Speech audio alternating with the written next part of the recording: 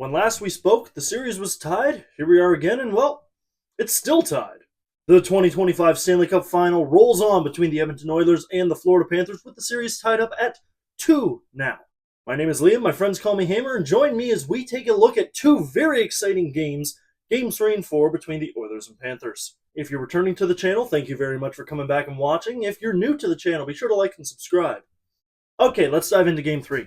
Game 3, the series and conceivably the momentum shifts to Florida as we head to Sunrise for this next batch of games. Florida also holding most of the momentum after a very nice win in Game 2, and, well, it helped them out big time in the first period here. 56 seconds into Game 3, who other than Brad Marchand gets the scoring rolling, and it's Panthers on the board. Despite the entirety of the first being a Panthers lead, the shots were actually relatively even. In fact, they were in the Oilers' favor, being 12-10. That was about the only thing in the Oilers' favor, though, as the scoreboard continued to tilt advantage Florida. Carter Verhaeghe scores towards the end of the frame, 2-0 Panthers heading into the break. We would see some pretty early signs of life from the Oilers in the second frame. About a minute 40 into the period, I want to say. It's Corey Perry, of all people, on the power play. He's got his 9th of the playoffs, and, well, it's 2-1, the lead's cut in half. But clearly Florida felt threatened by that, and instead of going on the defensive, went very much on the offensive. They would, not long after Perry's marker, put up 2 quick goals, courtesy of Sam Reinhart and Sam Bennett. That's right, double Sam duty, and it's now 4-1 Panthers.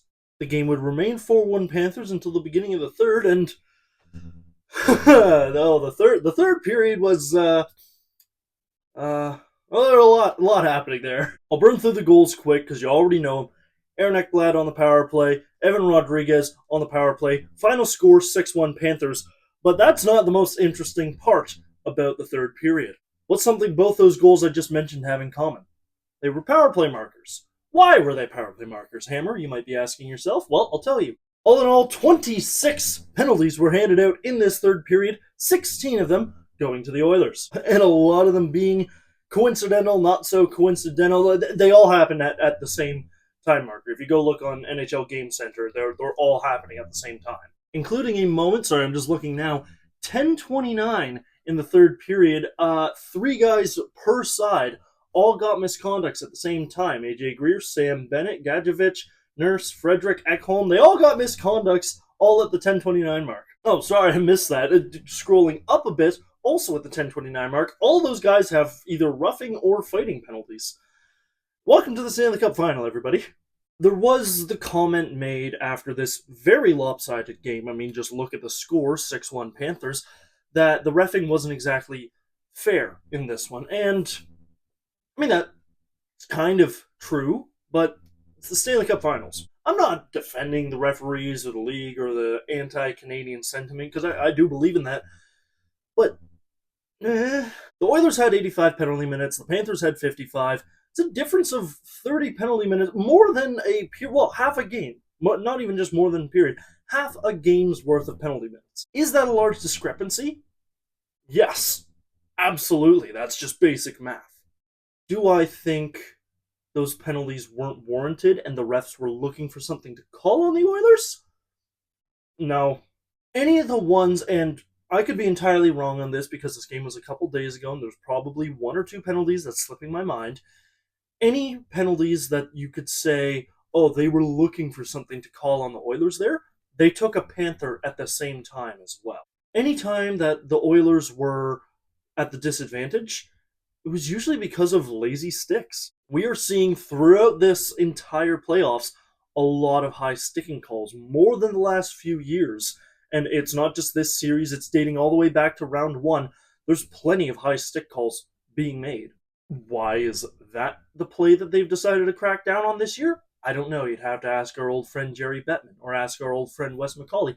Ask somebody that knows something. I'm just a kid sitting in his bedroom. If I were the Edmonton Oilers, I would maybe pick up on that fact and be a little easier with the high sticks. You know they're looking for it. You know they're going to call it. So dial it back a bit. Relax. You ease off the sticks. That goes for slashing, tripping as well. Basically anything that you can, any infraction you can commit using your stick. But anyway, enough about that. 6-1 Panthers is the final score of Game 3. Panthers take a 2-1 series lead, and a lot of people were starting to write this thing off. The Oilers looked dead in the water this entire game. They just didn't look good. Maybe, shockingly, the best Oiler on the ice in this one was Stuart Skinner. And I know that's funny to say when he allows 6 goals, but it's true. I'd say this not to bring up the Leafs, of course, but because we know I hate bringing up the Leafs. I said this all season when it came to Joseph Woll. There was the argument all season of Anthony Stolarz versus Joseph Woll, and people were saying, oh, it's Anthony Stolarz, Woll lets in a lot more goals.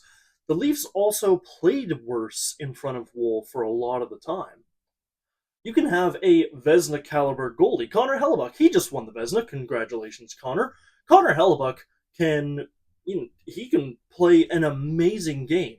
But if the Jets in front of him stink and are allowing 50 shot attempts a game, eventually more than a handful of those are going to go in and you're probably going to lose. We always say in hockey, one player does not a team make. And that goes for the goaltenders as well.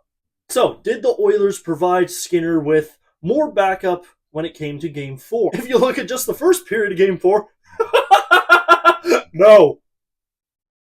3-0 Panthers was the score at the end of the first period of Game 4 with a shot 17-7 in favor of the Sunrise Boys. Yeah, if you thought the Oilers weren't giving Skinner any help in Game 3, this was a bad period to be named Stewart. 2 power play markers from Matthew Tkachuk and 1 even strength goal from Anton Lundell at the end of the first would give us this 3-0 Panthers lead. And there it is. It's those Panthers power play goals once more. And if we go take a look at what those penalties were, Evander Kane, high sticking against AJ Greer. Darnell Nurse, tripping against Sasha Barkov. Matthias Ekholm, high sticking against Brad Marchand. Once again, it's those stick infractions that I was talking about in the previous game. Once again, it's those stick infractions, those, I don't want to say easily preventable, but manageable stick infractions that I was talking about in Game 3. If you just slow it down a bit, and I know it's tough to slow things down in the Stanley Cup Final of all places, but if you slow down a bit, maintain control of your stick, in the case of some guys, I'm not pointing fingers at anyone in particular, maintain your anger or just keep calm, maybe you won't take as many stick infraction penalties. And once again, and I know it's really funny to say this, down 3 Cobb, Stuart Skinner was the best Oiler on the ice throughout this period. He needs a bit of backup if he wants to turn this thing around. Unfortunately, Skinner wouldn't get the opportunity to turn this around. Chris Knoblauch decides that, yeah, Skinner played well with what he was given, but the team needs a jolt, the team needs a wake-up call, so Calvin Pickard goes in the second period. And clearly it did something. 3 minutes and 33 seconds into the second, it's none other than Ryan Nugent Hopkins. Scores on the power play, Oilers on the board, it's 3-1. Towards the middle of the second, then Darnell Nurse and Vasily Podkolzin would both get on the board, tying the game up as we head into the third. Already everybody's astounded that the Oilers made that 3-goal deficit disappear in just one period, but then they come out into the third, probably about halfway into the frame, and say, hey, wouldn't it be cooler if we now took the lead? Jake Wallman with his second of the postseason. It's 4-3 Oilers. And it would remain 4-3 Oilers to the dying moments of the game, to the point where Prison Rules Paul pulls Sergei Bobrovsky out of the net. Panthers have the extra attacker. 20 seconds on the board. There's no way they can do that. Sam Reinhart scores. Absolutely insane scramble in front of the net. And Reinhart with, admittedly, a pretty nifty goal. We're tied. We're heading to overtime. Overtime for the third time in just 4 games. This was actually the 100th overtime in the history of the Stanley Cup Final, which is really weird to think about.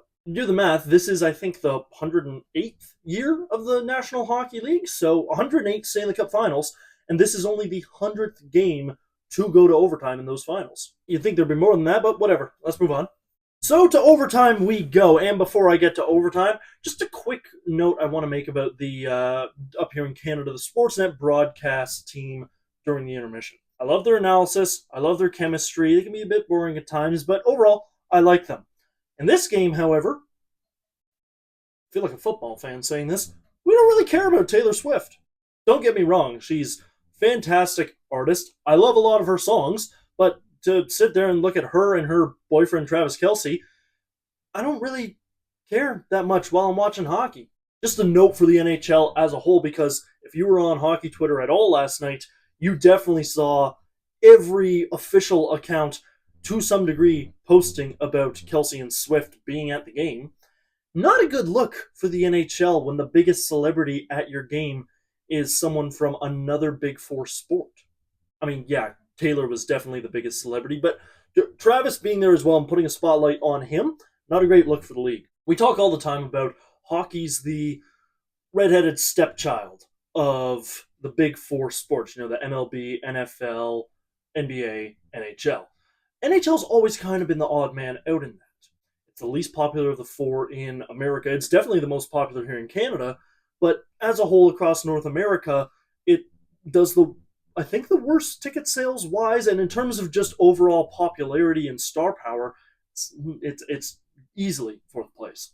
And if the NHL is trying to take strides, which I believe they are, to put themselves on that same level as those other three sports, highlighting a star, and at that, not even a champion, because he lost in the Super Bowl, highlighting a star from one of those other leagues as like the primary focal point of your game, not a good look, Jerry. Trying to bring that back. Jerry Bettman. My character Byron in Blue and White Weekly says that all the time, and I'm trying to incorporate that into the me videos as well. Anyway, enough about all that. Taylor Swift, great to see her. Apparently they were hanging with Wayne Gretzky or whatever. Let's go to overtime. Overtime starts. I'm hoping it's not two overtimes, because if that was the case, I would have been catching the highlights this morning. But overtime woke me up a bit. A lot of good chances at both ends, a lot of quick chances at both ends, a lot of genuinely dangerous shots on net, plays being set up, one-timers, like everything you'd expect of a Stanley Cup Final overtime. So if I were to then tell you that the goal that won this game was a one-handed backhand that just kind of got into the net, would you believe me? Because that's what happened. Leon Draisaitl with his 11th of the playoffs. He's now the overtime hero in Game 1 and Game 4, with that being the game-winning shot. Like I said before, he just kind of, with the puck on his stick, and he goes through a defender's legs, and Bobrovsky's legs, and into the net. They don't ask how, they ask how many, and the answer to how many is 5. 5 for the Oilers, 4 for the Panthers. Oilers take Game 4. The series is now tied at 2. Now we head back to Alberta for Game 5 in Edmonton tomorrow night. Where does the series go from here? If you look at it, this is now a best-of-3 series, with the Oilers still having home ice advantage. And I gotta be honest, after seeing these two teams go at it, my answer remains the same. This is going to 7. I'm flipping a coin to determine who. If you look at just play and not scores, the Panthers are easily the better team. And I mean no offense to the Oilers when I say that. Don't get up in arms with me, Edmonton fans. The Panthers have controlled most of play. They've been trying to force, and have been successful a lot of the time, in forcing the Oilers to play their brand of hockey, to play Florida Panthers hockey. That has led to the Panthers taking a lot of multi-goal leads going into later frames of games. Where that becomes a problem is multi-goal deficits are kind of the Oilers' superpower. So it creates this strange paradox of the Panthers are always going to go up, and they are the better team and they should win, but as soon as they do go up, the Oilers come back. So that I suppose is why so many of these games are going to overtime, is they're just so stubborn with each other that we just end up having to go to sudden death 75% of the games. I think Game 5, I'm confident enough to say, is going to be advantage Oilers. I would assume Chris Knoblauch starts Calvin Pickard again. Nothing against Stuart Skinner. Like I said, he was probably the best Oiler for the Game 3 and the beginning of Game 4, but the team just kind of seems to rally behind Pickard. I think you give Pickard the start in Game 5, and if it doesn't work, I don't know what Knoblauch does from there. So say that does happen, Game 5 goes to the Oilers with Calvin Pickard in net. We'd come back to Sunrise for Game 6. Again, I truly do not know. I could be entirely wrong with Game 5. Like I said, I have no idea how the series breaks down and ends up. I feel it in my gut that it's going to 7. How do you not want this to go to 7. Even the 6-1 blowout game wasn't really a boring game. There has not been a boring game so far in the Stanley Cup Final, which just continues to prove that the Stanley Cup playoffs and the Stanley Cup Final are the best tournament in all of sports. This is what we do it for, folks. So yeah, if you're looking for that Game 5 prediction, advantage Oilers, but truly, who knows? Who do you think's going to take it, though? Let me know your Game 5 picks in the comments down below, but for now, thank you very much for watching, everyone. Be sure to like and subscribe, and I'll see you next time.